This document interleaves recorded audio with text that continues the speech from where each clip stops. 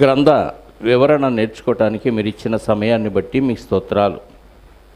వచ్చిన బిడ్డలందరిని బట్టి స్తోత్రాలు, కృతజ్ఞతాస్తుతులు చెల్లిస్తూ, ఇంకా రావాలని ఆశ కలిగిన బిడ్డలు సమయ పాలన ఎరిగి మీకు ప్రాధాన్యతనిచ్చి ముందు చెప్పబడిన వర్తమానం ప్రకారం మరి మీ కుమారుడైన క్రీస్తు స్నేహాన్ని కోరి హృదయాలు కలిసే విధంగా స్నేహం చేసి మీ చిత్తాన్ని నెరవేర్చడానికి మరి ప్రాణమే పెట్టమన్నారు.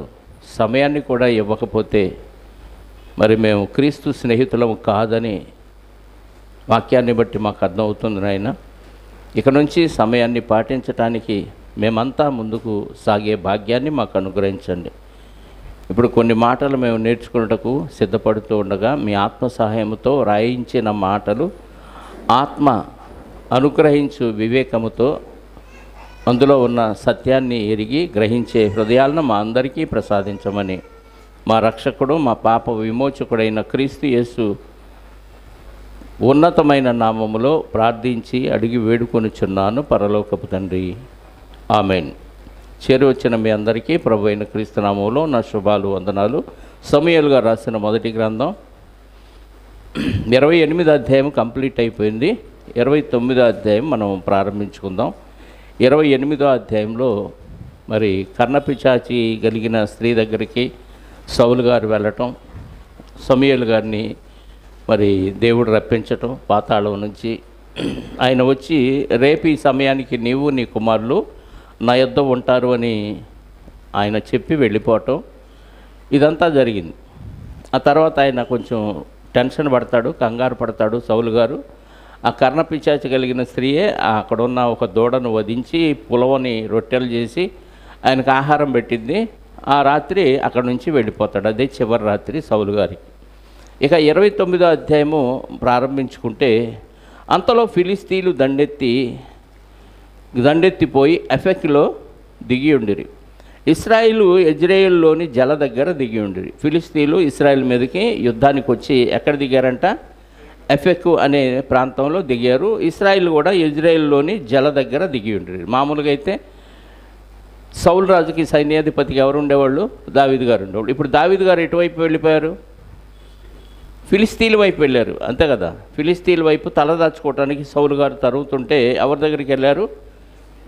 ఫిలిస్తీన్ల దగ్గరికి వెళ్ళారు. ఫిలిస్తీన్లు సర్దార్లు తమ సైన్యమును 100 మందిగాను 1000 మందిగాను వ్యూహపరచి వచ్చుచుండగా దావీదును అతని జనులు ఆకీషుతో కలిసి దండు వెనుక తట్టున వచ్చుచుండిరి. దావీదు గారు సౌలు గారు వైపు ఉండాలి వాస్తవంగా, కానీ సౌలే తరవటం వల్ల దావీదు గారు ఆకీష్ దగ్గరికి వెళ్ళాడు ఫిలిస్తీన్ల వైపు. ఇప్పుడు ఫిలిస్తీన్ల తరపున ఎవరి మీదకి యుద్ధానికి వస్తున్నాడు దావీదు గారు? ఇశ్రాయేల్ మీద యుద్ధానికి వస్తున్నాడు. అయితే ఈయన చేయడు, ఎందుకంటే దేవుడు అభిషేకించిన సౌలు రాజునే చంపని దావీదు గారు ఇశ్రాయేల్ని చంపటానికి అంత ముందుకు రాడు. కాబట్టి ఆయన ఆశ్రయం ఇచ్చాడు. కాబట్టి ఒక ప్రాంతాన్ని కూడా, ఆ ప్రాంతంలో మరి సిక్లగ్ అనే ప్రాంతాన్ని దావీదు గారికి ఆకీష్ అనే వ్యక్తి ఇచ్చాడు. కాబట్టి ఆకీష్ దగ్గర మరి నమ్మకమైన బంటులాగా కనిపిస్తున్నాడు అంతే. మీతో పాటు మేము కూడా యుద్ధానికి వస్తామని చెప్పి వెనక వస్తున్నాడు. అక్కడ రాయబడిన మాటను మనం చూస్తే దండు వెనుక తట్టున వచ్చుచుండిరి. ఫిలిస్తీన్ల సర్దార్లు ఈ హెబ్రీలు ఎలా రావాలను? ఎవరంట వీళ్ళు? ఇశ్రాయేలీలు అంటలా, అబ్రహాం గారి సంతానం. కాబట్టి వీళ్ళని ఏమంటున్నారు? హెబ్రీలు. అంటే హెబ్రీలు అంటే ఫిలిస్తీన్లకి చాలా చిన్న చూపు, తక్కువ వర్గానికి సంబంధించిన వారుగా భావించేవాళ్ళు. కాబట్టి ఈ హెబ్రీలు ఎలా మనతో రావాలను అని ఎవరు అడుగుతున్నారు? ఫిలిస్తీన్ల సర్దార్లు అంటున్నారు. అని ఆకీషును అడుగగా అతడు, ఇన్ని దినములు ఇన్ని సంవత్సరములు నా యొద్ద ఉండిన ఇశ్రాయేలీల రాజైన సౌలునకు సేవకుడకు దావీదు ఇతడే కాడా? ఇతడు నా యొద్ద చేరిన నాటి నుంచి నేటి వరకు ఇతని యందు తప్పేమీ నాకు కనబడలేదని ఫిలిస్తీన్ల సర్దార్లతో అని ఎవరన్నారు? సౌలు గారు అన్నారు. ఏమని? ఇన్ని రోజులు నా దగ్గర ఉన్నాడు, సౌలు దగ్గర ఇంతకాలం నమ్మకంగా ఉన్న ఈ దావీదు ఇప్పుడు నా దగ్గరకు వచ్చి చాలా కాలం నమ్మకంగా ఉన్నాడు, ఇతనిలో నాకు ఎలాంటి తప్పు కనపడలేదని ఫిలిస్తీన్ల సర్దార్లతో ఆకీషు చెప్పాడు. ఇతన్ని రావద్దని వాళ్ళు ఆపినందుకు ఇతను మంచోడే, ఏం ప్రాబ్లం లేదని వాళ్ళకి సర్ది చెప్తున్నాడు. అందుకు ఫిలిస్తీన్ల సర్దారులు అతని మీద కోపపడి, ఎవరి మీద? రాజు అయిన ఆకీషు మీద కోపపడి, ఈ మనుష్యుని నీవు నిర్ణయించిన స్థలమునకు తిరిగిపోనిమ్ము. ఎక్కడ నిర్ణయించాడంటే సిక్లగ్ అనే ప్రాంతం ఇచ్చేశాడు కదా, ఆ ప్రాంతానికి వెళ్ళిపోమను. ఇతడు మనతో వద్దు, రావద్దు. ఈ మనుషుని నీవు నిర్ణయించిన స్థలమునకు తిరిగిపోనిమ్ము. అతడు మనతో కలిసి యుద్ధమునకు రాకూడదు. యుద్ధమందు అతడు మనకు విరోధియగునేమో. దేనిచేత అతడు తన యజమానునితో సమాధానపడును? మన వారి తలలను ఛేదించి తీసుకొని పోవుట చేతనే కదా అని తన యజమానునితో సమాధానపడును. ఇతను మనమంట రావద్దు, వెనక్కి వెళ్ళిపోమండి. ఒకవేళ వచ్చాడనుకో, సడన్గా ప్లేట్ ఫిరాయిస్తాడు. ఆల్రెడీ సౌలు గారు తరిమేశాడు కదా, రాజు తరిమేశాడు. ఇప్పుడు రాజుతో ఈయన మంచి చేసుకోవాలంటే ఏం చేయాలి? ఫిలిస్తీన్ని చంపేసి వీళ్ళ తలకాయలు తీసుకెళ్ళి ఆ సౌలు రాజుకి ఇచ్చాడు అనుకో దావీదు గారు, ఇంకా నేనేమి చేయను, నా కోసం నువ్వు ఫిలిస్తీన్ని చంపేసి వాళ్ళ దండులోనే ఉండి వాళ్ళని చంపి నా దగ్గరికి వాళ్ళ తలకాయలు తెచ్చావు కాబట్టి ఇంకా మన ఇద్దరికి విరోధం లేదు, నువ్వు వచ్చి మళ్ళీ నా దగ్గర ఉండిపో అని సమాధాన పడతాడేమో. ఎందుకంటే అక్కడ దాకా వచ్చిన దావీదు సడన్గా వాళ్ళకి వ్యతిరేకమైపోతే ఫిలిస్తీన్ల తరపున ఇశ్రాయేలుని చంపాల్సిన దావీదు గారు సడన్గా ఏమవుతాడు? వాళ్ళ డౌట్ అది, సర్దార్లు, ఫిలిస్తీన్ల సర్దార్లు డౌట్ ఏంటంటే సడన్గా వచ్చి అక్కడ మనోళ్ళనే చంపేసాడు అనుకోండి, అప్పుడు సౌలుకి మంచి క్లోజ్ అయిపోతాడు కదా. ఇప్పుడు దాకా వాళ్ళిద్దరి మధ్య శత్రుత్వం ఉంది, ఇప్పుడు ఆయనతో సమాధాన పడతాడు మన వాళ్ళని చంపి. కాబట్టి అతనికి ఇలాంటి ఆలోచన వచ్చిద్దేమో, ఎందుకైనా మంచిది, వద్దు ఆయన రావాల్సిన అవసరం లేదు, మనమే వాళ్ళని జయించవచ్చు, వెళదాం పదండి అని ఆకీష్తో ఈ ఫిలిస్తీన్ల సర్దార్లు చెప్పారు. అందుకో ఒక విషయాన్ని కూడా వాళ్ళు అక్కడ ప్రస్తావించారు 5వ వచనంలో. సౌలు 1000 కొలదిగాను దావీదు 10,000 కొలదిగాను హతము చేసిరి. వారు నాట్యమాడుచు గాన ప్రతిగానములు చేయుచు పాడిన దావీదు ఇతడే కాదా అని అతనితో, ఈ దావీదు అంటే వేరేవాడు అనుకుంటున్నావా నువ్వు? ఒకప్పుడు గొలియాతుని చంపినప్పుడు స్త్రీలందరూ వచ్చి ఒక పాట పాడారు ఈయన గురించి. అంటే ఆ పాట అంత పాపులర్ అయింది కదా, ఆ పాట వీళ్ళకి బాగా గుర్తుంది. మనకు 18వ అధ్యాయంలో ఫిలిస్తీని గొలియాతుని చంపినప్పుడు స్త్రీలు వచ్చి పాడతారు కదా, ఆ పాడిన పాట ఇతడే కదా, ఇతని గురించే కదా. అలాంటోడు ఈరోజు మన గొలియాతునే చంపాడు, 10,000 కొలది చంపాడని స్త్రీలందరూ పాట పాడింది ఈ దావీదే. అలాంటి దావీదును మనతో పాటు రానియొద్దు అన్నాడు. అంతకుముందు ఆల్రెడీ ఒకసారి వెళ్ళాడు 21వ అధ్యాయంలో కూడా ఆకీష్ దగ్గరికి దావీదు గారు వస్తే అప్పుడు కూడా ఫిలిస్తీన్ల సర్దార్లు కొంతమంది ఇదే మాట అన్నారు. ఒక మాట చూడండి, 21వ అధ్యాయము సమూయేలు మొదటి గ్రంథం 21వ అధ్యాయంలో కూడా ఇదే మాటని ప్రస్తావించడం జరిగింది. 11వ వచనం, దావీదు గారు పారిపోయి ఆకీష్ దగ్గరికి వెళ్ళినప్పుడు, ఈ దావీదు ఆ దేశపు రాజు కాడ, వారు నాట్యమాడుచు గాన ప్రతిగానములు చేయుచు సౌలు 1000 కొలది హతము చేసిననియు దావీదు 10,000 కొలది హతము చేసిననియు పాడిన పాటలు ఇతను గూర్చినవే కదా అని అతనిని బట్టి రాజుతో మాట్లాడగా, దావీదు ఈ మాటలు తన మనస్సులో ఉంచుకొని గాతు రాజైన ఆకీషునకు భయపడెను. వెళ్ళిపోయాడు, ఆ ప్రాంతం నుంచి మళ్ళీ వెళ్ళిపోయాడు. ఎందుకు? పలాని సందర్భం గుర్తు చేశారు. గొలియాతుని చంపినప్పుడు స్త్రీలందరూ ఏ పాటలు పాడారో అది గుర్తు చేశారు. ఇప్పుడు కూడా ఫిలిస్తీన్ల సర్దార్లు ఏ విషయాన్ని గుర్తు చేస్తున్నారు? ఆ పాట స్త్రీలు పాడారు ఈ దావీదు గురించే. అలాంటి వాడు మనకి వద్దు, మనతో యుద్ధానికి రావాల్సిన అవసరం లేదు, పంపించేయని ఆకీష్ గారితో చెప్పారు. 6వ వచనం, కాబట్టి ఆకీషు దావీదును పిలిచి, యెహోవా జీవము తోడు, నీవు నిజముగా యథార్థపరుడవై ఉన్నావు, దండులో నీవు నాతో కూడా సంచరించుట నా దృష్టికి అనుకూలమే, నాకు ఇష్టమే నువ్వు మాతో పాటు యుద్ధానికి రావటం. నీవు నా యొద్దకు వచ్చిన దినము నుండి నేటి వరకు నీ యందు ఏ దోషమునూ నాకు కనబడలేదు, కానీ సర్దార్లు నీ యందు ఇష్టము లేక ఉన్నారు. ఫిలిస్తీన్ల 5 సర్దార్లు నీవంటే ఇష్టం లేకుండా ఉన్నారు. ఫిలిస్తీన్ల సర్దార్ల దృష్టికి నీవు ప్రతికూలమైన దాన్ని చేయకుండునట్లు నీవు తిరిగి నీ స్థలమునకు సుఖముగా వెళ్ళుమని చెప్పగా, దావీదు, నేనేమి చేసి తిని? నా ఏలినవాడవగు రాజా, నీ శత్రువులతో యుద్ధము చేయుటకై నేను రాకుండానట్లు నీ వద్దకు వచ్చిన దినము నుండి నేటి వరకు నీ దాసుడైన నా యందు తప్పేమీ కనబడని ఆకీష్ను. ఆల్రెడీ ఆకీష్ అదే చెప్పాడు, మళ్ళీ నేనేం తప్పు చేశాను, యుద్ధానికి ఎందుకు రావద్దు అంటున్నాడు. ఆయనేమో వద్దులేనాయన, ఫిలిస్తీన్ల సర్దార్లకు నువ్వంటే ఇష్టం లేదు, నువ్వు ఇంటికి వెళ్ళిపో అంటున్నాడు. అందుకు ఆకీషు, దైవదూత వలె నీవు నా దృష్టికి కనబడుచున్నావు అని నేను ఎరుగుదును. ఎలా కనబడుతున్నా అంట దావీదు గారు? దేవుని దూతలా కనపడుతున్నావు, నా దృష్టికి మాత్రం నువ్వు మంచోడు, కానీ వాళ్ళ దృష్టికి చెడ్డోడు, వాళ్ళని బట్టి నువ్వు వెనక్కి వెళ్ళిపో, అవసరం లేదు అంటున్నాడు. అందుకు ఆకీషు, దైవదూత వలె నీవు నా దృష్టికి కనబడుచున్నావని నేను ఎరుగుదును, కానీ ఫిలిస్తీన్ల సర్దారులు ఇతడు మనతో కూడా యుద్ధమునకు రాకూడదని చెప్పుచున్నారు. కాబట్టి ఉదయమున నీవును నీతో కూడా వచ్చిన నీ యజమాను నీ సేవకులను త్వరగా లేవవలను, ఉదయమున లేచి తెల్లవారుగానే బయలుదేరిపోవాలని దావీదునకు ఆజ్ఞ. ఈ మీటింగ్ అంతా ఎప్పుడు జరిగింది? నైట్ టైం జరిగింది. తెల్లారగానే నువ్వు నీతో పాటు వచ్చిన వాళ్ళందరూ సర్దుకొని మీ దారిని మీరు వెళ్ళిపోండి అని చెప్పారు. కావున దావీదు త్వరగా లేచి ఫిలిస్తీన్ల దేశమునకు పోవాలని ప్రయాణమైరి ఫిలిస్తీన్లు దండించి యెజ్రెయేలునకు పోయారు. ఫిలిస్తీన్లేమో యుద్ధానికి వెళ్ళిపోయారు ఇశ్రాయేల్ మీదకి, దావీదు గారేమో వెనక్కి వచ్చేసాడు. ఎక్కడికి వచ్చాడు? వెనక్కి. ఏ ప్రాంతం అయితే ఫిలిస్తీన్ల ప్రాంతంలో సిక్లగ్ అనే ప్రాంతాన్ని ఆకీషు దావీదు గారికి ఇచ్చాడో వాళ్ళందరూ నివసించడానికి ఆ ప్రాంతానికి వచ్చారు. ఇప్పుడు యుద్ధానికి వెళ్ళింది దావీదు గారితో వచ్చిన కొంతమంది పురుషులు కదా, కానీ ఫ్యామిలీస్ మొత్తం ఎక్కడున్నారు? సిక్లగ్ ప్రాంతంలోనే ఉన్నారు. ఈలోపు సిక్లగ్ మీద మరొకడు దాడి చేశారు. అదే 30వ అధ్యాయం నుంచి మనం చదువుకుంటున్నాం.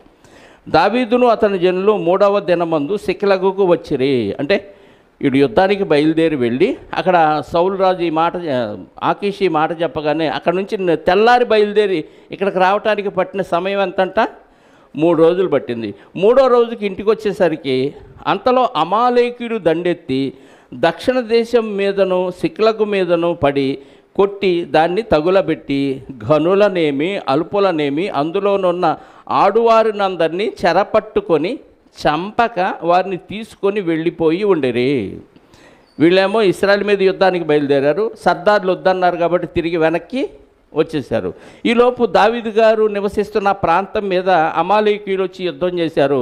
వీళ్ళ ఆ స్త్రీలందరినీ పిల్లలందరినీ పట్టుకుపోయారు, వీళ్ళ ఆస్తి అంతా తీసుకొని వెళ్ళిపోయారు. ఈ దాడి చూడండి మళ్ళీ. మూడవ వచనం, దావీదును అతని జనులు పట్టణమునకు వచ్చి అది కాల్చబడి ఉండుటయు తమ భార్యలు కుమారులను కుమార్తెలను చెరలోనికి కొనిపోబడి ఉండుటయు చూచి ఇక ఏడ్చుటకు శక్తి లేకపోవునంతగా బిగ్గరగా. ఎవరు ఏడ్చింది? దావీదు గారు, ఆయనతో పాటు ఉన్న జనులు.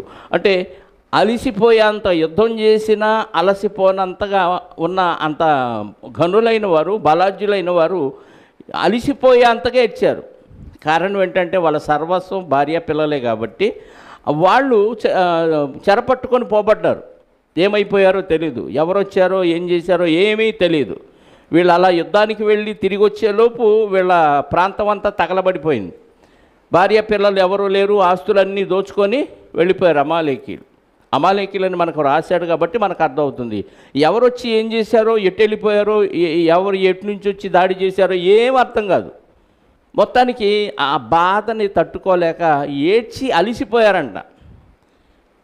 ఇక్కడ ఒక విషయాన్ని జాగ్రత్తగా గమనిస్తే, దావీదు గారు సౌలు గారికి భయపడి అరణ్యానికి పారిపోతే దావీదు గారు పిలుపు లేకుండానే దావీదు గారి మీద నా అభిమానంతో దాదాపుగా 600 మంది ఈయన వెంబడించారు. సౌలు రాజును కూడా విడిచిపెట్టి, రాజ్యాన్ని విడిచిపెట్టి అరణ్యములో దావీదు గారిని వెంబడించటానికి ఇష్టంగా వెంబడించారు 600 మంది యోధులు, మహాయోధులు అందులో ఉన్నారు.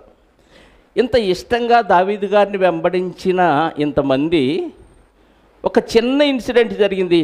దీంతో దావీదు గారికి ఏ సంబంధం లేదు వాస్తవంగా, కానీ జరగగానే అక్కడ ఎంత రివర్స్ అయ్యారో చూడండి. 4వ వచనం, ఇక ఏడ్చుటకు శక్తి లేకపోవునంతగా బిగ్గరగా ఏడ్చిరి. యెజ్రెయేలీయురాలైన అహీనోయమును కర్మేలీయుడైన నాబాలు భార్య అయిన అబీగయలను దావీదు 2 భార్యలను చెరలోనికి కొనిపోబడగా, అంటే దావీదు గారి భార్యలను కూడా వీళ్ళ భార్యల నుంచి మిగతా వాళ్ళని తీసుకెళ్తే దాని పక్షపాతం అనుకోవచ్చు. దావీదు గారి భార్యలు 2 కూడా చెరలోనికి వెళ్ళిపోయారు. దావీదు మిక్కిలి దుఃఖపడెను మరియు తమ కుమారులను బట్టి కుమార్తెలను బట్టి జనులందరికీ ప్రాణము విసిగినందున రాళ్ళు రువి దావీదును చంపుదము రండని చెప్పుకొనగా. అదేంటండి? దావీదు గారి పిలుపు లేకుండానే దావీదు గారి మీద ఉన్న అభిమానంతో రాజుని రాజ్యాన్ని విడిచిపెట్టి అరణ్యంలో దావీదు గారిని వెంబడించిన ఎంతమంది భార్య పిల్లలు కోల్పోగానే ఏమైపోయింది? దావీదు గారిని రాళ్ళు రువ్వి చంపాలన్నంత కోపం వచ్చిందంట. ఈ ప్రేమ ఏమైంది? ఈ ఆప్యాయతలు ఏమైంది? ఇది కొంచెం మనం దృష్టిలో పెట్టుకొని ఆలోచిస్తే భక్తి ప్రేమ సంఘం ఇలా కలిసి హ్యాపీగానే ఉంటున్నాం, అన్నీ బాగానే ఉంటున్నాయి. ఎప్పుడు కోపం వచ్చింది? ప్రేమించేవాడి మీద సైతం ద్వేషించాలి, అతన్ని చంపేయాలి, తిట్టాలి అనే కోపం ఎప్పుడు వచ్చింది? కుటుంబ సభ్యులకి ఏదైనా ఆ వ్యక్తి వలన జరిగింది అనిపిస్తే చాలు, జరిగిందా లేదో తర్వాత సంగతి. ఇక్కడ దావీదు గారి వలన ఏమి జరగల, కానీ వీళ్ళకి ఏమనిపించింది? అది అసలంతా నీ వల్లనే జరిగింది కాబట్టి ఈడు బతకటానికి వీలు లేదు. వాస్తవంగా రాళ్ళు రువ్వి చంపాల్సినంత పాపం ధర్మశాస్త్రంలో దేవుడు ఏమి రాయించాడు? ఒక మాట బైబిల్లో చూద్దాం ఒకసారి. లేవీకాండం 24వ అధ్యాయము, లేవీకాండం 24వ అధ్యాయము 14 నుంచి చూడండి త్వరగా. లేవీకాండం 24వ అధ్యాయము 14 నుంచి, శపించిన వాణిని పాలెము వెలుపలికి తీసుకున్నామంటే దేవుని పేరు మీద ఒక వ్యక్తి శపించాడు. గతంలో మనం విన్నాం ఈ పాఠం కదా. ఇద్దరు ఇశ్రాయేలీయుడను ఇశ్రాయేలురాలికి ఒక ఐగుప్తీయుడికి పుట్టిన ఒక వ్యక్తి ఇశ్రాయేలీయుడితో గొడవపడి వాళ్ళిద్దరూ కొట్టుకొని వాడు యెహోవా పేరిట శపించాడు, దూషించాడు. దాంతో మోషే గారి దగ్గరికి ఆ కేసు వచ్చింది. ఇలాంటి వాడి గురించి ఏం చేయాలి అంటే రాళ్లతో కొట్టి చంపాలి. అంటే వాడు చేసిన నేరం ఏంటి? దేవుని పేరుట శపించటం వాడు చేసిన నేరం. దేవుణ్ణే దూషించాడు, దేవుని పేరిట శపించాడు కాబట్టి ఇలాంటి వాడు బతకూడదు. ఇక్కడ దావీదు గారు ఆ నేరం ఏమన్నా చేశాడా? చెప్పండి, చేయలేదుగా. సంఖ్యాకాండం 15వ అధ్యాయము 32వ వచనం నుండి, సంఖ్యాకాండం 15వ అధ్యాయము. ఇశ్రాయేలీయులు అరణ్యంలో ఉన్నప్పుడు ఓ విశ్రాంతి దినమున కట్టెలు ఏరుట చూచిరి. వాడు కట్టెలు ఏరుట చూచిన వారు మోషే యొద్దకును అహరోను యొద్దకును సర్వ సమాజమునొద్దకును వాడిని తీసుకొని వచ్చిరి. వానికి ఏమి చేయవలనో అది విశదపరచబడలేదు కనుక వాడిని కావలిలో ఉంచిరి. తరువాత యెహోవా ఆ మనుషుడు మరణశిక్ష నందవలను, సర్వ సమాజము పాళెం వెలుపల రాళ్లతో వాడిని కొట్టి చంపాలని మోషేతో చెప్పాను. కాబట్టి యెహోవా మోషేకు ఆజ్ఞాపించినట్టు సర్వ సమాజము పాళెం వెలుపలికి వాడిని తీసుకొని పోయి రాళ్లతో వాడిని చావగొట్టిరి. ఒకటేంటి, రాళ్లతో కొట్టి చంపాల్సినంత నేరం ఏదంటే దేవుని పేరిట దూషిస్తే శపిస్తే రాళ్లతో కొట్టి చంపొచ్చు. రెండవది ఏంటి? రాళ్లతో కొట్టి చంపాల్సినంత పాపం. రెండో పాపం ఏంటి? విశ్రాంతి దినమున ఏ పని చేయకూడదు. వాడు ఇంట్లో వంట వండుకోవటానికి పుల్లలు కూడా ఏరకూడదు, వాడు ఏరాడు. అలా పుల్లలేని రోడ్ని విశ్రాంతి దినాన రాళ్లతో కొట్టి పనిచేసిన వాడిని ఏం చేయాలి? చంపాలి. ఇప్పుడు దావీదు గారు ఈ రెండిట్లో ఏమైనా చేశాడా? చేయలేదు. 17వ అధ్యాయము ద్వితీయోపదేశకాండం 17వ అధ్యాయం 2వ వచనం నుండి చదువుదాం.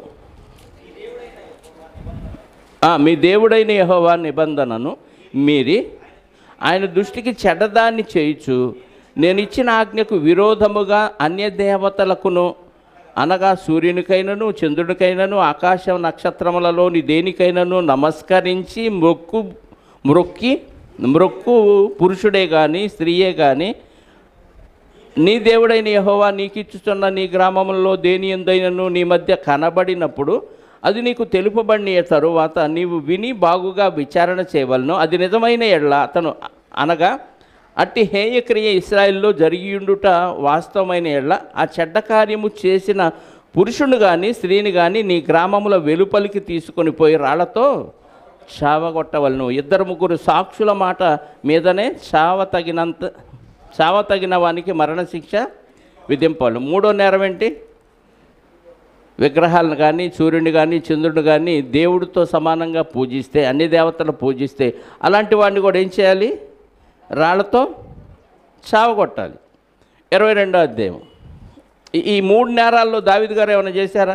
ద్వితీయోపదేశకాండం 22వ అధ్యాయము 22వ వచనం నుండి, 22వ అధ్యాయం 22వ వచనం నుండి, ఒకడు మగనాలతో శయనించుండగా కనబడిన ఎడ్ల వారిద్దరూ అనగా ఆ స్త్రీతో శయనించిన పురుషుడు ఆ స్త్రీను చంపబడవలను. అట్టు చెడుతనమును ఇశ్రాయేలులో నుండి, అంటే అక్రమ సంబంధం పెట్టుకున్న వాడిని కూడా రాళ్లతో కొట్టి చంపాలి. ఈ 4 నేరాల్లో దావీదు గారు ఏమైనా చేశాడా?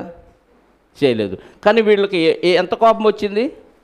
రాళ్లతో కొట్టి చంపాలి. అప్పుడు దావీదు గారు అనొచ్చు కదా, నేను రమ్మంటే మీరు వచ్చారా? మీ అంతటా మీరు నా మీద అభిమానంతో వచ్చారు. ఇందులో నా తప్పే ఉంది, నా దోషం ఏముంది? మీరే కదా నన్ను వెంబడించి ఫాలో అవుతున్నారు నా మీద అభిమానంతో. నేనేం చేశాను? నన్ను ఎందుకు రాళ్లతో కొడతారని అడగలేదండి. ఆ తగ్గింపు చూసారా దావీదు గారిది? మనమైతే అదే స్థితిలో మనం ఉంటే ఏ నేరాన్ని బట్టి ధర్మశాస్త్రం ఇదిగో ఈ 4 రెఫరెన్స్లు చూపించి దేన్ని బట్టి నన్ను రాళ్లతో కొడతారో మీరు చెప్పండి అంటాం. కానీ దావీదు గారు ఏమీ అనకపోగా ఏం చేశాడో తెలుసా? ఆయన 7వ వచనం, పిమ్మట దావీదు తన దేవుడైన యెహోవాను బట్టి ధైర్యము తెచ్చుకొనెను. వాళ్ళ రాళ్లతో కొట్టాలని చెప్పుకోగానే దావీదు గారికి ఏదంట ధైర్యం? ఇప్పుడు గొలియాత్ దగ్గరికి వెళ్ళినా దేవుడిని బట్టి ధైర్యం, తన వారే తనను రాళ్లతో కొట్టి చంపాలన్న ధైర్యం ఏది? దేవుడిని బట్టే, యెహోవాను బట్టి ధైర్యము తెచ్చుకొనెను. అంటే ఈ సందర్భం చదవగానే మనకు అర్థం అవ్వాలి. ఎంత పెద్ద సమస్య అయినా మన సొంత వాళ్ళే మనల్ని నిందించిన, చంపేంత ప్లాన్ చేసిన దేవుడిని బట్టి ధైర్యం తెచ్చుకోవాలి. నాతో పని ఉంటే దేవుడు ఎవ్వడి చేత నా మీద ఏ గొడవ వాళ్ళనేడు. నాతో పని లేదనుకోండి, దేవుడి ఇష్టం, చంపేస్తే హాయిగా చనిపోయి దేవుడి దగ్గర హ్యాపీగా ఉండొచ్చు. ఈ ఆలోచన ఉండాలి. దావీదు గారికి ఆల్రెడీ నిన్ను అభిషేకించాను, నువ్వు ఇశ్రాయేలు మీద రాజుగా ఉంటావని దేవుడు వాగ్దానం చేసి సమూయేలు గారితో అభిషేకం చేయించాడు. ఎలా చంపుతారు ఇంకా? అంటే ఎంత విశ్వాసం చూడండి. ఒక ప్రవక్త వచ్చి నన్ను అభిషేకించాడు కాబట్టి నాకు అప్పుడే చావు రాదు. దేవుడిని బట్టి నన్ను ఎవడో ఏమీ చేయలేడు. వాడు రాళ్లతో చంపడానికి ట్రై చేసిన నేను చావనని ఫిక్స్ అయిపోయాడు.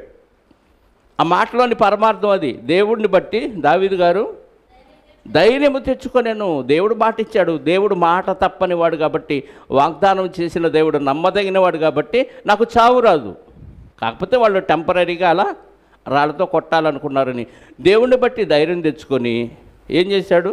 పిమ్మట దావీదు ఏఫోదుని తమ్మని యాజకుడకు అహీమేలకు కుమారుడైన అబ్యాతారుతో చెప్పగా, తెలుసు కదా అబ్యాతారు ఎవరు? అహీమేలకు ఎవరు? యాజకుడు కదా.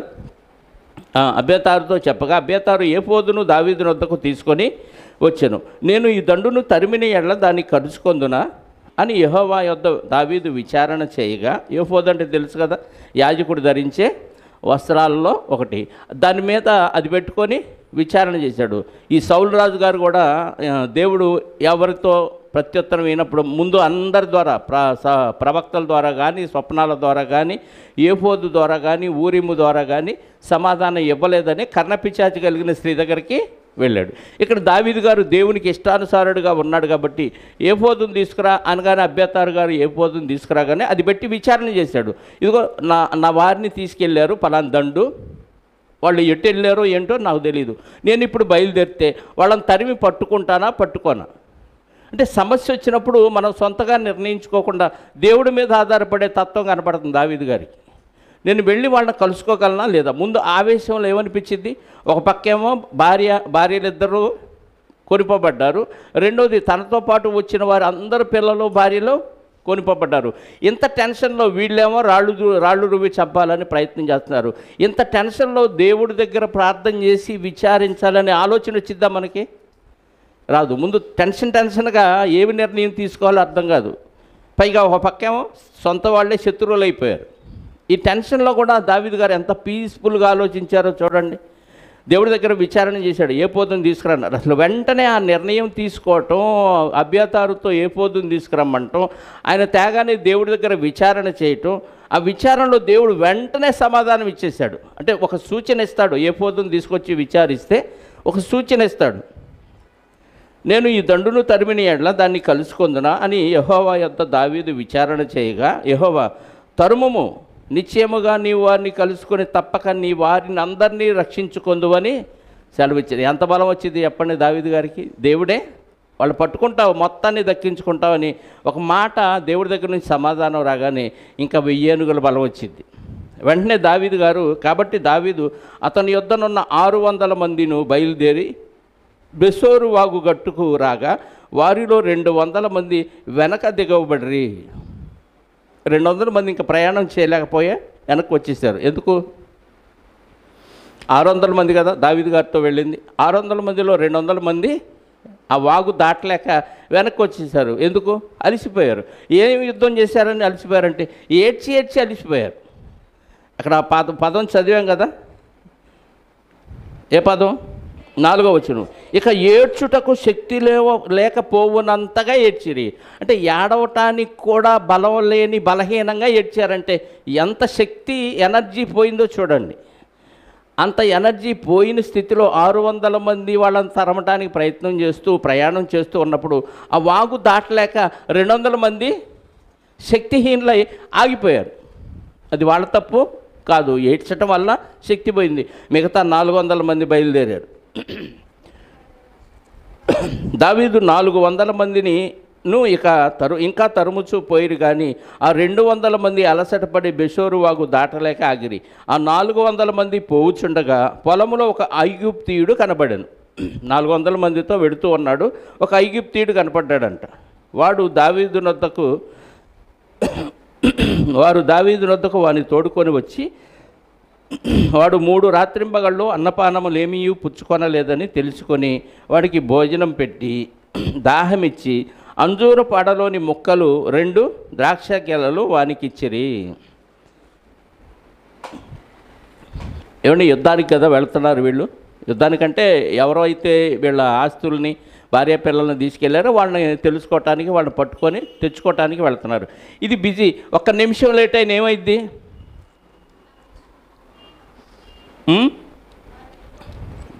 ఒక నిమిషం లేట్ అయినా వాళ్ళు వెళ్ళిపోతారు. దొరుకుతారో దొరకరో తెలియదు. కానీ దేవుడు ఒక మాట చెప్పాడు, నువ్వు త్వరగా తరిమిన ఎడల వాళ్ళు పట్టుకుంటావు, నీ ఆస్తి నువ్వు దక్కించుకుంటావు అనే మాట దేవుడి దగ్గర నుంచి వచ్చింది. ఇప్పుడు దారిలో ఒక వ్యక్తి పడిపోయి ఉన్నాడు. పైగా ఇశ్రాయేలీయుడు కాదు, అన్యుడు, ఐగుప్తీయుడు.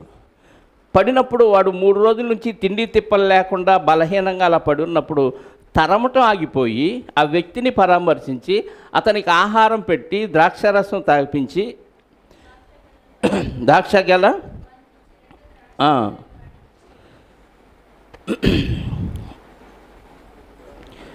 వాడు భోజనము చేసిన తర్వాత ప్రాణము తెప్పరేళ్ళగా, దావీదు నీవు ఏ దేశపు వాడవు, ఎక్కడి నుంచి వచ్చితవని వానిని అడిగాను. అందుకు వాడు, నేను ఐగుప్తుడనై పుట్టి అమాలేకీయుడైన ఒకనికి దాసుడినైతిని. 3 దినముల క్రిందట నేను కాయిలా పడగా, ఎవరంటే ఇది ఐగుప్తుడిని, కానీ అమాలేకీయుడు కొనుక్కున్నాడు నన్ను, అతనికి దాసుడిని నేను. అంటే దాసుడు అంటే ఆ రోజుల్లో గేదెలను అమ్మినట్టుగా మనుషులు కూడా అమ్మేవాళ్ళు. ఐగుప్తుడిని అమాలేకీయుడు కొనుక్కొని ఆడేం చేశాడు? వాడుకుంటున్నాడు, పనులకు వాడుకుంటున్నాడు, యుద్ధానికి కూడా వాడుకుంటున్నాడు. 3 రోజులు నేను జబ్బు పడ్డాను. 3 రోజుల క్రితం కాయిలా పట్టం అంటే జబ్బు పట్టం. కాయిలా పడగా నా యజమానుడు నన్ను విడిచిపెట్టిపోయాను. మనిషి కదా, కానీ పశువునైతే మనం ఎలాగైతే జబ్బు పడితే దాన్ని ఇప్పుడు ఎందుకులే అని ఎలా వదిలేస్తామో, వీడు జబ్బు పడ్డ మనిషి అని పనికిరాడు కాబట్టి అసలే యుద్ధానికి వెళ్ళి దోచుకొని వెళ్ళిపోతున్నారు కాబట్టి మధ్యలో వీడిని వదిలేసి వెళ్ళిపోయాడు. ఆ విషయం చెప్తున్నాడు. అంటే దావీదు గారు ఒక పరాయుడైన ఆపదలో ఉన్నవాడిని ఆదుకునే లక్షణం ఇక్కడ కనపడుతుంది కదా. మనకి మంచి సమరయుడు తెలుసు కదా, సమరయుడు గురించి. అంటే పొరుగువాడు ఎవరు అంటే ఆపదలో ఉన్న ఒక వ్యక్తిని ఆదుకున్నవాడే నిజమైన పొరుగువాడు. ఆదుకోవటానికి అతనికి ఇబ్బందులో ఉన్నాడు కాబట్టి అతనే నిజమైన పొరుగువాడు, ఆదుకున్న వ్యక్తి అని ఆ సందర్భం మనకు తెలిసింది. ఇప్పుడు యుద్ధానికి వెళుతున్నప్పుడు దారిలో వీడు కనపడితే వీడి సంగతి మనకి ఎందుకులే, తర్వాత వచ్చినాక చూసుకుందామని వదిలేసి వెళ్లకుండా ఏం చేశాడు? పరామర్శించాడు. మనం కూడా వెళ్ళిపోతున్నాం, యుద్ధానికి వెళుతున్నాం, వాక్యంతో యుద్ధం చేసి ఎవరినో జయించి కొంతమందిని క్రీస్తు దగ్గరకు తీసుకురావడానికి యుద్ధానికి వెళుతున్నాం. దారిలో ఏదో యాక్సిడెంట్ అయింది, పడిపోయాడు. ఏం చేయాలి? ఆగి వాళ్ళకి ఏదైనా అవకాశం ఉంటే అంబులెన్స్కి మాట్లాడి అంబులెన్స్లో ఎక్కించి వెళ్ళాలా, మనకెందుకు అని వెళ్ళిపోవాలా? చెప్పాలి. అక్కడ సమయానుకూలంగా ఆలోచించాలి. ఇంకా 4-5 మనుషులు అక్కడ ఉన్నారనుకోండి, అతను పరామర్శిస్తున్నారనుకోండి, ఎవరో ఒకళ్ళు ఏదో ఒక ఏర్పాటు చేస్తారని వెళ్ళిపోవచ్చు. ఎవరు లేరు, మనమే ఉన్నాం అక్కడ. అప్పుడు ఏం చేయాలి? సువార్తకు వెళ్ళే పని కాసేపు పక్కన పెట్టి ముందు ఇతన్ని పరామర్శించి అతనికి కావలసిన ఏర్పాటు చేసి అప్పుడు మళ్ళీ యుద్ధానికి వెళ్ళిపోవాలి. ఈ సందర్భాన్ని బట్టి మనకు అది అర్థమవుతుంది. ఎవరు లేకపోతే అది ఎవరన్నా ఉండి అతను పరామర్శించి 108కి ఫోన్ చేయటమో లేదా ఇంకేదైనా కార్యక్రమాలు చేసి అతను సేవ్ చేయటమో జరిగిందనుకోండి, మనం ఆగాల్సిన అవసరం లేదు. ఎవరు లేరు కాబట్టి దావీదు గారు అతన్ని పరామర్శించి అతనికి ఆహారం పెట్టి అతను బలపరిచి డీటెయిల్స్ కనుక్కుంటున్నాడు. అప్పుడు అతను చెప్పిన డీటెయిల్స్ ఏంటి? నేను ఐగుప్తీయుడిని, అమాలేకుడు నన్ను కొనుక్కున్నాడు, నేను రోగాన పడితే నన్ను వదిలేసి వెళ్ళిపోయాడు. 14 మేము దండెత్తి కెరీతీయుల దక్షిణ దేశమునకును యోధా దేశమునకును కాలేబు దక్షిణ దేశమునకు వచ్చి వాటిని దోచుకొని సిక్లగును కాల్చివేసితమని చెప్పాను. అబ్బో, ఇప్పుడు ఒక క్లూ దొరికింది దావీదు గారికి. ఈ ప్రాంతాలకు వెళ్ళి యుద్ధం చేశాము, సిక్లగ్ అనే ప్రాంతాన్ని అయితే అసలు కాల్చేసాము అని ఈడు కూడా ఉన్నాడు ఆ కాల్చేసిన వారిలో. వెంటనే దావీదు గారికి ఏమనపడాలి? ఈడిని మన శత్రువు అనిపించి వెంటనే చంపేయాలి. కానీ చంపలా. ఎందుకు? వాడు అసలే ఆల్రెడీ ఇబ్బందుల్లో ఉన్నాడు. బానిసగా కొనుక్కున్న అమాలేకుడు వదిలేసి వెళ్ళిపోయాడు కాబట్టి ఇతని దగ్గర నుంచి ఇన్ఫర్మేషన్ రాబడుతున్నాడు. సిక్లగును కాల్చివేతిమని చెప్పాను, ఆ దండును కలుసుకొనుటకై నీవు నాకు త్రోవ చూపుదువా? ఇప్పుడు నువ్వు అందులో నుంచి విడిపోయావు కదా, నీ యజమానుడు నిన్ను వదిలేసి వెళ్ళిపోయాడు కదా, ఆ దండు ఎటు వెళ్ళింది, దాన్ని కలుసుకోవటానికి నాకు ఏమన్నా దారి చూపిస్తావా అని అడిగితే అతను ఒక కండిషన్ పెట్టాడు అని దావీదు వాడిని అడుగగా వాడు, నేను నిన్ను చంపననియు నీ యజమానుని వశము చేయననియు దేవుణ్ణి బట్టి నీవు నాకు ప్రమాణము చేసిన ఎడల ఆ దండును కలుసుకొంటకు నీకు త్రోవ చూపుతాను. నేను ఇన్ఫర్మేషన్ చెప్తా, దోవ చూపిస్తా, అయితే నన్ను చంపకూడదు. ఎందుకంటే మీ సిక్లగుని మేము తగలబెట్టామనే పగతో చంపేస్తావేమో, నన్ను చంపనని మళ్ళీ నా యజమానుడైన అమాలేకుడికి నన్ను అప్పగించకుండా ఉంటానంటే నేను నీకు దారి చూపిస్తాను అని ఒక కండిషన్ పెడితే దావీదు గారు అది దేవుణ్ణి బట్టి అన్నాడు. చూడండి, దేవుణ్ణి బట్టి నీవు నాకు ప్రమాణము చేసిన ఎళ్ళంటే ఇతను భక్తుడు అన్న విషయం అతనికి అర్థమైంది. నా పేరు దావీదు అని చెప్పగానే దావీదు గారి గురించి చుట్టుపక్కల అంతా పాపులర్ అయ్యాడు. ఎలా? గొలియాతుని చంపాడు కాబట్టి స్త్రీలందరూ పాటలు పాడారు కాబట్టి ఆ పాట ఫేమస్, గొలియాతు ఫేమస్. గొలియాతుని చంపిన బుడ్డోడు ఎవరు అంటే దావీదు. నేనే ఆ దావీదుని అన్నాడు అనుకో. దావీదు గారు తెలుసు కదా అందరికీ. ఈ అమాలేకుడు దేవుణ్ణి బట్టి నువ్వు నాకు ప్రమాణం చేస్తేనే నేను దారి చూపిస్తాను అన్నాడు. 16వ వచనం. తరువాత వాడు వారి దగ్గరకు దావీదును నడిపింపగా ఫిలిస్తీన్ల దేశములో నుండి యోధా దేశములో నుండి తాము దోచి తెచ్చుకొనిన సొమ్ముతో తొలతూగుచు వారు ఆ ప్రదేశమంతటా చెదరి అన్నపానములు పుచ్చుకొనుచు ఆటపాటలు సలుపుచుండిరి. అంతే కదా, బందిపోటు దొంగలందరూ ఒక ఎడారి ప్రాంతంలో మంట పెట్టుకొని డాన్సులు వేయించుకుంటూ అదేదో ఉంటుంది కదా సీను, సినిమాల్లో చూస్తూ ఉంటాం. అట్లా ఎంజాయ్ చేస్తూ ఉన్నారు. దోపుడు సొమ్ము తెచ్చుకున్నారు. స్త్రీలు చాలామంది ఉన్నారు, చెరపట్టబడిన స్త్రీలు ఉన్నారు, సొమ్ము ఉంది. ఆహా, తింటా తాగుతా ఎంజాయ్ చేస్తూ ఉన్నారు. ఎందుకంటే జయించి వచ్చారు కదా, ఒక ప్లేస్లో విశ్రాంతి తీసుకుంటా ఎంజాయ్ చేస్తూ ఉన్నారు. ఊరు దాకా వెళ్ళలేదు, వారి దేశానికి ఇంకా వెళ్ళలేదు. పుచ్చుకొనుచు ఆటపాటలు సలుపుచుండిరి. దావీదు సంగతి గ్రహించి అంతా చూశాడు దూరం నుంచి. సంధ్య వేళ మొదలుకొని మరునాటి సాయంత్రం వరకు వారిని హతము చేయుచుండగా ఒంటెల మీద ఎక్కి పారిపోయిన 400 మంది యవ్వనులు తప్పించుకొనినవాడు ఒకడును ఎప్పటిదాకా చంపాడంట? సంధ్యవేళ అంటే సూర్యుడు అస్తమించే సమయానికి స్టార్ట్ చేశాడు, రేపు సాయంత్రం దాకా చేస్తానే ఉన్నాడు. అంటే 24 అవర్స్ ఏం చేశాడు దావీదు గారు? అతనితో ఉన్నవారు ఊచకోత కోశారు. 400 మంది మాత్రం ఒంటెల మీద పారిపోయారంట. మిగతా వాళ్ళందరినీ చంపేశాడు. మొత్తానికి 24 గంటలు తిరిగే లోపు మొత్తాన్ని నిర్మూలన చేశారు దావీదు గారు. ఇలాగున దావీదు అమాలేకీయులు దోచుకొని పోయిన దానిని అంతటినీ తిరిగి తెచ్చుకొనెను. మరియు అతడు తన 2 భార్యలను రక్షించెను. కుమారులేమి కుమార్తెలేమి దోపుడు సొమ్మేమి వారు ఎత్తుకొని పోయిన దాని అంతటిలో కొద్దిదేమి గొప్పదేమి ఏదియూ తక్కువ కాకుండా దావీదు సమస్తమును రక్షించను. ఏమి మిస్ అవ్వాల, అన్నీ వెనక తెచ్చేశాడంట. మరియు దావీదు అమాలేకీయుల గొర్రెలన్నిటినీ గొడ్లన్నిటినీ పట్టుకొనెను. ఇవి దావీదునకు దోపుడు సొమ్మని జనులు మిగిలిన తమ సొంత పశువులకును ముందుగా వీటిని తోలిరి. వీళ్ళ పశువులను కూడా తీసుకెళ్లారు కదా, వాళ్ళ పశువుల్ని వాటన్నిటినీ వీళ్ళు సొంత పశువులకు ముందు తోలేరు. ఇవన్నీ దావీదు గారి సొమ్ము, దావీదు గారి దోపుడు సొమ్ము అని వాళ్ళ అమాలేకీల పశువులు ఎడ్లు ఇవి ఉన్నాయి కదా, వాటిని వీళ్ళ పశువులకు ముందు తోలుకుంటూ అలా తీసుకొని వస్తూ ఉన్నారు. 21వ వచనం. అలసట చేత దావీదును వెంబడించలేకపోయి బెసోరు వాగు దగ్గర నిలిచిన ఆ 200 మంది యొద్దకు దావీదు పోగా వారు దావీదును అతని యొద్దనున్న జనులను ఎదుర్కొనుటకై బయలుదేరి వచ్చిరి. దావీదు ఈ జనుల యొద్దకు వచ్చి వారి యోగక్షేమం అడుగగా, మీరు బాగున్నారా, నీరసంగా ఆగిపోయారు కదా, బాగున్నారా లేదా, ఓపిక వచ్చిందని వాళ్ళ యోగక్షేమాన్ని అడిగారు. మమ్మల్ని వదిలిపెట్టి వెనకడిగేశారా, మీరేంటరా మళ్ళీ ఈరోజు వచ్చి పరామర్శిస్తున్నారు అనలేదు. ఏమడిగారు? యోగక్షేమాలు అడిగారు, బాగున్నారని. వాళ్ళు బలహీనపడి ఆగిపోయారు తప్ప లేకపోతే ఆగరు. నిజంగా పరిచర్యకు వస్తానికి నిజంగా బలహీనత ఉండి ఆగితే నో ప్రాబ్లం.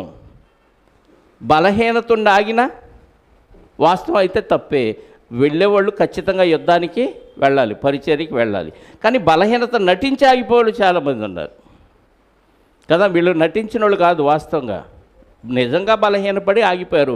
అయినా దావీదు గారు ఏం చేశారు? వాళ్ళ పరామర్శించారు. అందులో ప్రేమ కనపడుతుంది.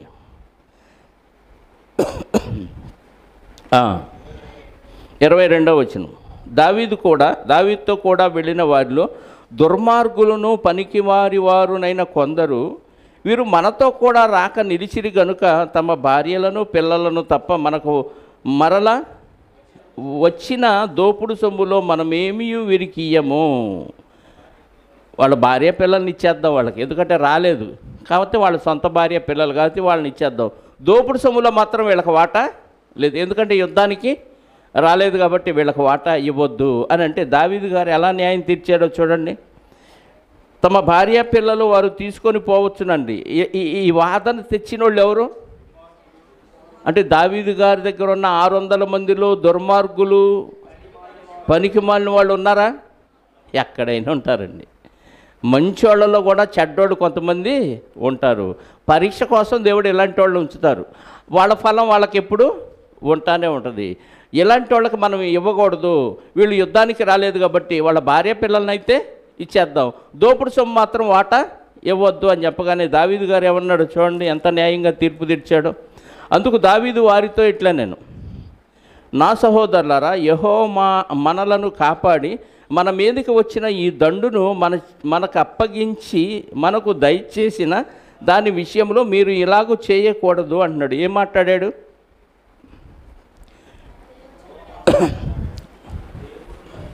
నా సహోదరులారా, దేవుడు మనలను కాపాడి మన మీదికి వచ్చిన ఈ దండును మన చేతికి అప్పగించి మనకు దయచేసిన దాని విషయంలో మీరు ఇలాగూ అంటే ఇక్కడ యుద్ధానికి వెళ్ళి వాళ్ళని జయించి సొమ్మంతా తీసుకొచ్చింది మేము అని ఫీల్ అవుతున్నారు 400 మంది.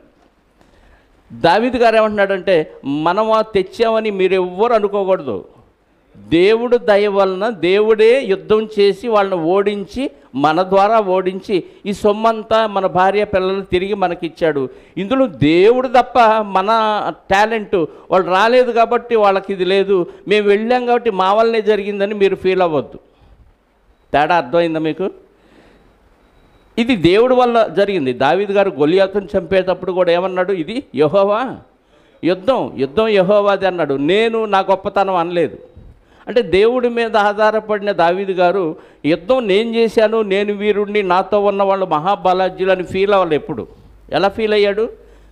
దేవుడు యుద్ధం చేసింది దేవుడు, వాళ్ళని ఓడించింది దేవుడు, వాళ్ళని మనకు అప్పగించింది దేవుడు. కాబట్టి మీరు ఎలా మాట్లాడొద్దు అని చెప్పి, మీరు చెప్పింది ఎవరినో ఒప్పుకొందురు?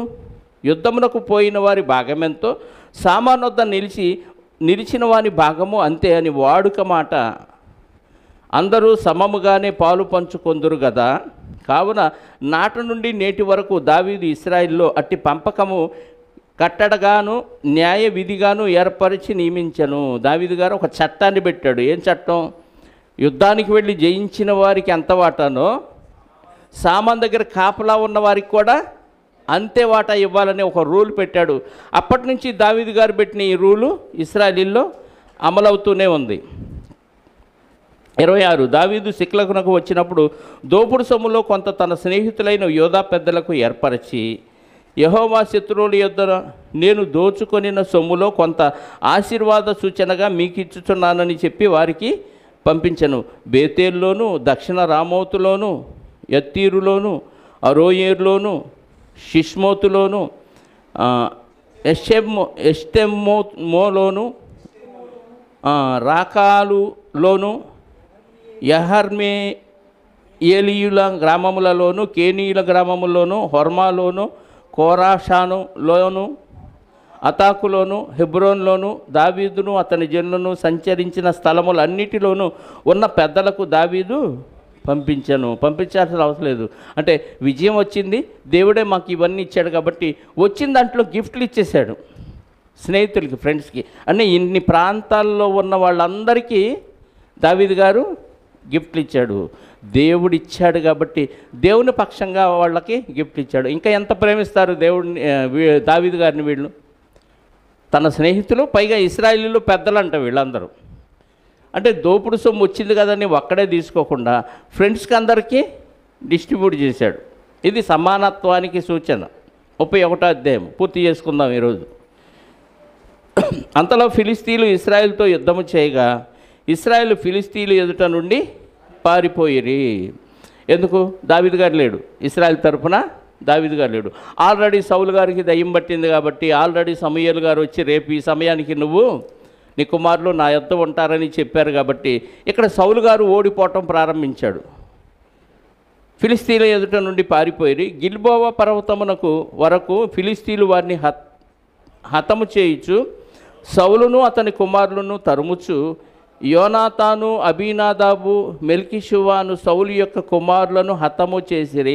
3 కొడుకుల్ని చంపేశారు. సౌలు గారి 3 కొడుకులు ఎవరు? ఫిలిస్తీన్లు.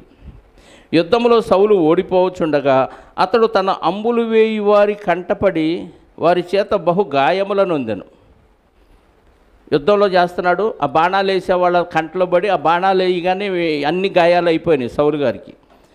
బహు గాయము నొందెను.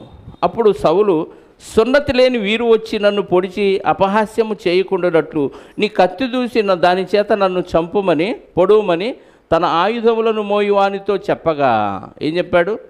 అరే వాళ్ళు సున్నతి లేనోళ్ళరా, సున్నతి లేనోళ్ళు వచ్చి నన్ను చంపి ఎగతాళి చేస్తారు, పరిహాసం చేస్తారు కాబట్టి వాళ్ళ చేతిలో నేను చచ్చిపోవటం ఏంటి? నేను దేవుడి బిడ్డని, సున్నతి కలిగిన వాడిని, దేవుని జనాంగం అనే ఆ యుగో ఉంది కాబట్టి నన్ను నువ్వే చంపేయి, బయటోడు వచ్చి చంపడానికి వీల్లేదని తన ఆయుధాలు మోసే పనివానితో ఏమన్నాడు? నువ్వు నన్ను చంపేయని అనగానే అతడు భయము చేత అలాగూ చేయనోళ్ళకుండెను గనుక సౌలు తన కత్తి పట్టుకొని దాని మీద పడెను. సౌలు మరణమాయనని అతని ఆయుధములు మోయివాడు తనను తాను కత్తి మీద పడి అతనితో కూడా మరణమాయను. సౌలు గారు కత్తి పట్టుకొని దాని మీద పడి ఆయన చచ్చిపోయాడు. అంటే చనిపోలేదు, ఆయన చనిపోయాడు అనుకొని పనివాడు ఏం చేశాడు? తను తాను హతమార్చుకున్నాడు. అంటే ఇద్దరు కలిసి ఏం చేశారు? ఆత్మహత్య చేసుకున్నారు. ఒక మాటలో చెప్పాలంటే ఆత్మహత్య మహా పాపమే. ఇదే స్వామి భక్తి అంటే. వైఎస్ రాజశేఖర రెడ్డి గారు చనిపోయినప్పుడు కూడా మా అయ్యగారు లేరు, ఈ టీవీల్లో కూడా రాజువయ్యా నువ్వు మహారాజు అయ్యా అని ఆ పాట వేసి చాలామంది చచ్చిపోయారు కదా. ఆయనే లేనప్పుడు మా బతుకెందుకని చాలామంది అలా చనిపోయారు. అయ్యగారు లేనప్పుడు మేము ఎందుకని. ఇదిగో సౌలు రాజు చనిపోయాడు కాబట్టి స్వామి భక్తితో ఈయనేం చేశాడు? పనివాడు తను తాను కత్తి మీద పడి చనిపోయాడు, మరణమైంది. 6వ వచనం, ఇలాగున సౌలును అతని 3 కుమారులను అతని ఆయుధములు మోయివాడును అతని వారందరూ ఒక్క దినముననే మరణమైంది.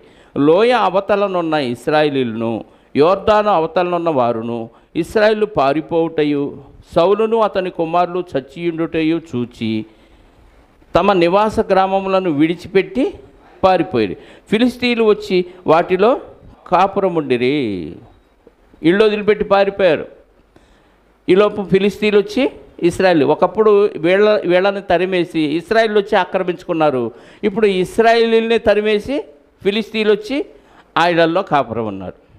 మర్నాడు ఫిలిస్తీన్లు హతమైన వారిని దోచుకొన వచ్చి గిల్బోవ పర్వతం మీద పడిపోయిన సౌలును అతనికి 3 కుమారులను కనుగొని తెల్లారి వచ్చారు. ఎవరు? యుద్ధానికి వెళ్ళోళ్ళు వచ్చి వీళ్ళ దగ్గర ఉన్న వస్తువులు, ఆయుధాలు ఇవన్నీ దోచుకుందామని వచ్చి చూసి సౌలు గారిని అతని 3 కుమారులు చచ్చిపోవటం చూసి అతని తలను ఛేదించి, సౌలు గారి తలను ఛేదించి అతని ఆయుధములను తీసి తమ బొమ్మల గొళ్ళలో జనులలోను జయవర్తనమానము తెలియచేయుటకై ఫిలిస్తీన్ల దేశంలో నలుదిశలా వాటిని పంపించరి. మరియు వారు అతని ఆయుధములను అష్టారోతు దేవి గుడిలో ఉంచి అతని మొండెమును బేత్షాను పట్టడపు గోడకు తగిలించిరి. సౌలు గారి ఆయుధాలేమో వాళ్ళ దేవత గుడిలో పెట్టారు. ఈయన బాడీని ఆ గుడికి, ఆ కోట గోడకి తగిలించారు. తలకాయని ఆ ఫిలిస్తీన్ల ప్రాంతం అన్నిట్లో ఊరేగించారు. అంటే ఒక విజయం సాధించినప్పుడు తలకాయ తీసుకెళ్ళి అందరికీ కనపరచడం విజయోత్సాహానికి చిహ్నం. అందుకే దావీదు గారు గొలియాతు గారిని గొలియాతుని చంపినప్పుడు ఏం చేశాడు? శిరస్సు తీసుకెళ్ళి తన గుడారంలో పెట్టుకొని ఆ శిరస్సు పట్టుకొని సౌలు గారి దగ్గరికి వెళ్ళాడు. అంటే పలానోడిని నేను చంపాను అనటానికి చిహ్నంగా విజయకేతనాన్ని ఎగరేయటం అంటారు. వీళ్ళు ఆ సౌలు గారి శిరస్సుని ఫిలిస్తీన్ల ప్రాంతం అన్నింటిలో ఊరేగించారు. 11వ వచనం. అయితే ఫిలిస్తీన్లు సౌలునకు చేసిన దాని గురించిన వాటి వార్త యాబేష్గిలాదు వారు విని, ఎవరు వీళ్ళు? బలశాలులందరూ లేచి రాత్రి అంతయు నడిచి సౌలు మొండెమును అతని కుమారుల కళేబరములను బేత్షాను పట్టణపు గోడ మీద నుంచి దించి యాబేషునకు తిరిగి వచ్చి వాటిని దహనము చేసి వారి శల్యములను తీసి యాబేషులోని పిచ్చుల వృక్షము కింద పాతిపెట్టి 7 దినములు ఉపవాసం ఉండిరి. ఎవరు వీళ్ళు? యాబేష్గిలాదు వారు. ఎవరు వీళ్ళంటే వీళ్ళు అన్యులకి సౌలు గారు ఒక మేలు చేశాడు. ఆ మేలును బట్టి ఇదిగో ఆ డెడ్ బాడీల్ని, ఆ కోట గోడకి ఏలాడిగట్టిన ఆ బాడీని వీళ్ళు రాత్రిపూట ధైర్యవంతులు కొంతమంది యాబేష్గిలాదు వారిలో నుంచి బలాజ్యులు కొంతమంది వెళ్ళి ఆ ఫిలిస్తీన్ల ప్రాంతంలో కోట గోడకు ఏలాడగబట్టిన ఆ బాడీలని తీసుకొని వచ్చి ఆ పిచ్చుల వృక్షం కింద సమాధి చేశారనమాట. అంటే రాజు ఇంత అన్యాయంగా కాకులు, పక్షులకి, మృగాలకి ఆహారం అవ్వకూడదు, ఆయనకు తగిన గౌరవం ఇవ్వాలని వీళ్ళు ఏం చేశారు? ఆ డెడ్ బాడీలను తీసుకొచ్చి వాళ్ళ ప్రాంతంలో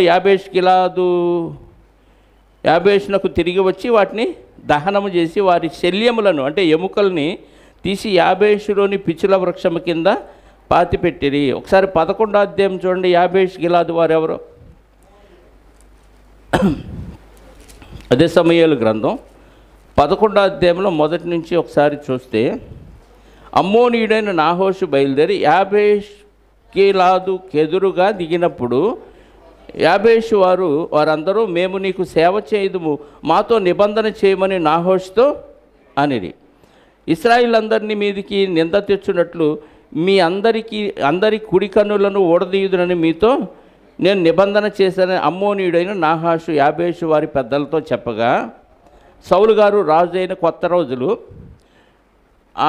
అమ్మోనీయుడైన నాహాష్ అనే రాజు యాబేష్గిలాద్ అనే ప్రాంతం మీదకి యుద్ధానికి వచ్చి, మీరు మాకు అప్పగించుకుంటారా, మేము వచ్చి మీ మీద యుద్ధం చేసామా అని అడిగితే వాళ్ళు కొంచెం పర్మిషన్ అడిగారు. ఇదిగో 3 రోజులు మాకు టైం ఇవ్వండి, మేము మీకు అప్పగించుకోవటమో లేదు ఏదో ఒకటి మేము మీకు విషయం చెప్తాము అని చెప్పగానే ఈ విషయం సౌలు గారికి చెప్తే సౌలు గారు సరే మేము 3 రోజుల తర్వాత మీకు విషయం చెప్తామని చెప్పండి అని వీళ్ళకి తెలియకుండా వాళ్ళ మీదకి వెళ్ళి అమ్మోనీయుల మీదకి వెళ్ళి యుద్ధం చేసి వాళ్ళని ఓడించి యాబేష్గిలాదు వారిని రక్షిస్తాడు. ఇది ఈ 11వ అధ్యాయంలో ఉన్న మ్యాటర్ అంతా. అంటే యాబేష్గిలాదు వారికి సౌలు గారు ఏం చేశారు? ప్రారంభంలో మేలు చేశారు కాబట్టి ఆ కృతజ్ఞతగా వాళ్ళు ఏం చేశారు? ఈ సౌలు గారిది ఆయన కుమారుల యొక్క బాడీని తీసుకొచ్చి కాల్చేసి ఆ ఎముకల్ని తీసుకొచ్చి సమాధిలో భద్రం చేశారు. అంటే కృతజ్ఞతగా యాబేష్గిలాదు వారు ఆయనకి ఆ దహన సంస్కారాలు చేసి అసలు సరైన రీతిలో రాజుని సమాధి చేసే కార్యక్రమం చేశారు. వాళ్ళకు చేసిన మేలుకి వారు కృతజ్ఞతలు చెల్లించారు. దీంతో సమూయేలు మొదటి గ్రంథం 31వ అధ్యాయము సంపూర్తయింది. దేవుని చిత్తమైతే వచ్చే వారం 2వ గ్రంథాన్ని మనం ప్రారంభించుకుందాం.